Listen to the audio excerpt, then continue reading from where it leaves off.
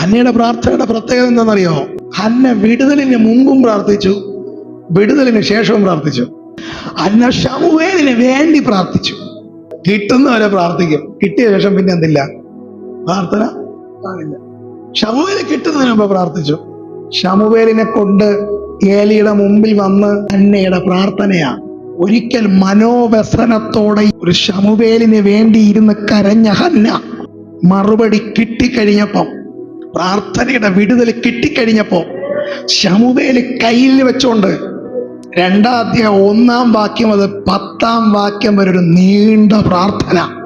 വിടുതൽ കിട്ടുന്നത് വരെയല്ല പ്രാർത്ഥിക്കേണ്ട ദൈവമക്കളെ, വിടുതൽ കിട്ടിയാലും പ്രാർത്ഥിക്കുക. ശദ്രക് മേശക് അബേദ്നെഗോ ഇങ്ങനെ പറഞ്ഞു, വിടുവിച്ചാലും ഇല്ലേലും. ഞാൻ അതോടെ പറയാം, പാസ്റ്റർ പറഞ്ഞു വിടുതൽ കിട്ടിയാ പ്രാർത്ഥിച്ചാൽ മതിയെ. അതുകൊണ്ട് ഇനി പ്രാർത്ഥിക്കേണ്ടെന്നല്ല, പ്രാർത്ഥിക്കുക. കിട്ടിയാലും കിട്ടിയാലും പ്രാർത്ഥന മുടങ്ങല്ലേ. ദൈവത്തിന്റെ ഓൺ ടൈമിൽ അത് വെളിപ്പെടും, ദൈവത്തിന്റെ തക്ക സമയത്ത് അത് വെളിപ്പെടും.